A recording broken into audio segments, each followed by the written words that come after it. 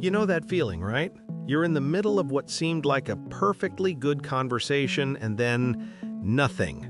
Complete radio silence. The kind of silence so thick you could practically slice it with a knife. Those seconds stretch into what feels like hours, both of you suddenly fascinated by your shoes, and your brain is screaming, "Say something, anything." But the harder you think, the more that terrible moment just hangs there. Look, I get it. We've all been there, stuck in conversational quicksand, watching our social credibility slowly disappear into the void. But here's what I wish someone had told me years ago. That awkward silence isn't the end of the world. It's actually an opportunity in disguise. The people who seem effortlessly charming in conversations, they didn't crack some secret code or win the genetic lottery. They just learned something you're about to discover.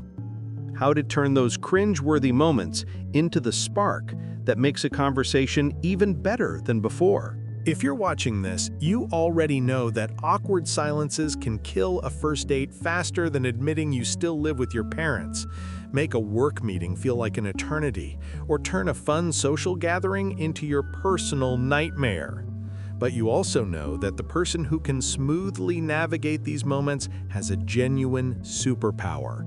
I'm not going to give you cheesy pickup lines or generic small talk. What I'm sharing with you today is a real system. 3 specific techniques that I use personally and that work whether you're talking to your boss, someone you just met, or stuck in an elevator with a stranger. By the end of this, awkward silences won't make you want to disappear. They'll become your chance to shine. Technique 1. Direct acknowledgement with a smile.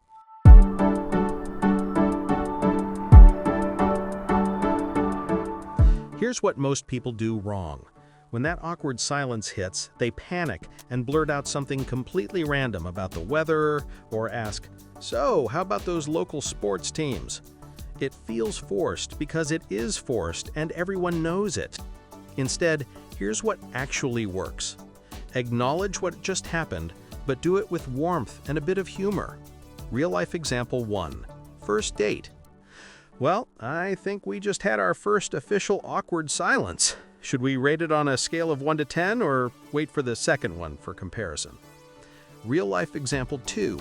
Work meeting. "I can actually hear everyone's brains processing all that information. Anyone else need a minute to let that sink in?" Real-life example 3. Social gathering.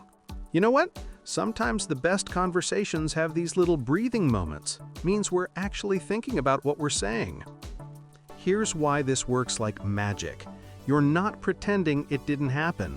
You're naming it, taking the pressure off with gentle humor, and instantly making everyone more comfortable.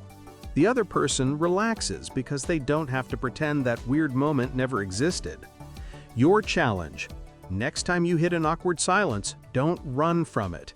Acknowledge it with a smile and watch how it changes everything.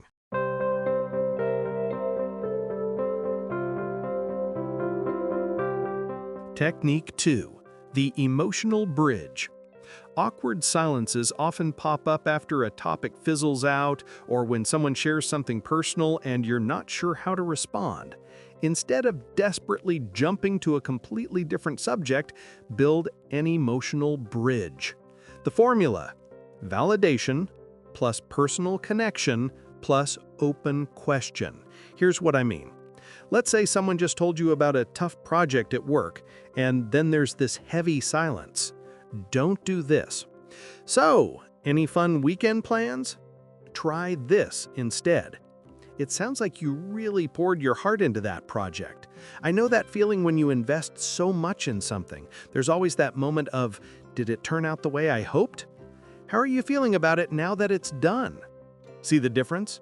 You're not abandoning ship. You're diving deeper into what they just shared. This makes people feel truly heard, which is honestly rare these days. For lighter moments, if the silence comes after casual chat, try what I call the emotional echo. I think we both just hit that "what now" moment. It's funny how even good conversations need these little pauses to figure out where to go next. Your mission, before jumping to a new topic, connect with the emotion behind whatever was just said. Trust me on this one.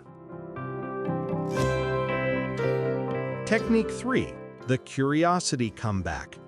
This is my personal favorite for those silences that happen when you feel like you've covered all the surface level stuff.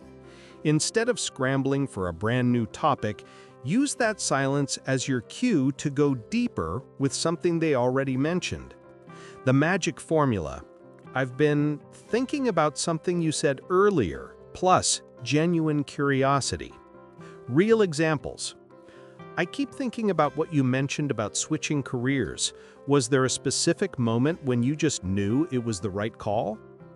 Earlier, you said you love cooking. I'm curious, what was the first dish you made where you thought, okay, I've actually got this? When you were talking about your sister, you lit up a bit. Have you two always been close, or is that something that developed over time?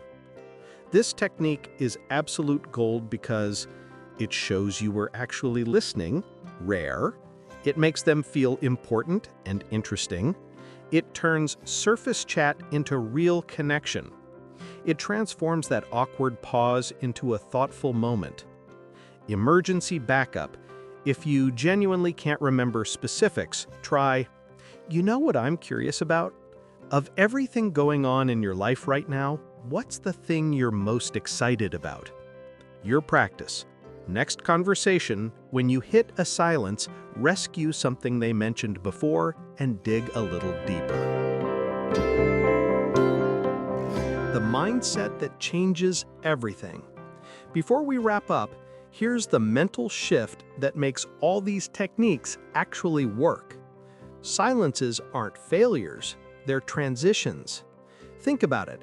In music, the pauses don't ruin the song, they make it more beautiful.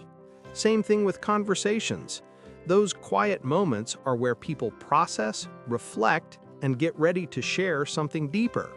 When you stop seeing silence as the enemy and start seeing it as a tool, you go from someone who runs from awkward moments to someone who uses them to create better connections.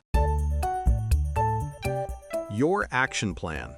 Pick one technique to start with, just one, whichever feels most natural to you or addresses your biggest struggle. Option 1, practice direct acknowledgement with humor. Next time there's an awkward silence, don't pretend it's not happening. Option 2, master the emotional bridge. Focus on connecting with the feelings behind people's words before switching topics. Option 3, try the curiosity comeback. Use silences as opportunities to circle back to interesting things they mentioned earlier.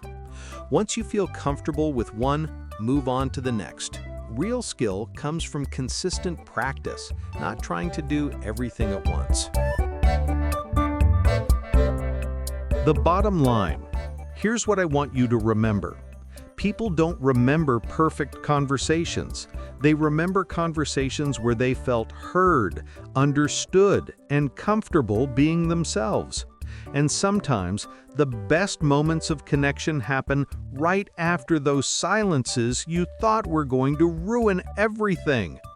Awkward silences are like waves in the ocean.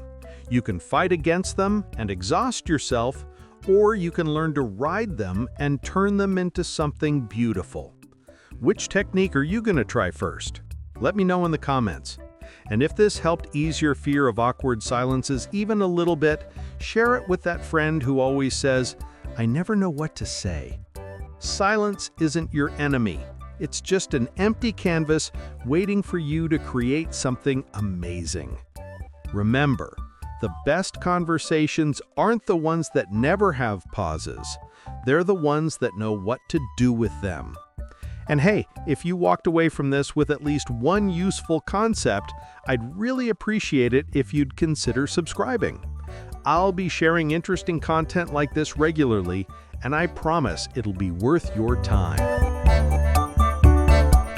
Oh, and before you go, if you're getting good at handling awkward silences, you're probably wondering how to make sure people actually remember you after the conversation ends, right?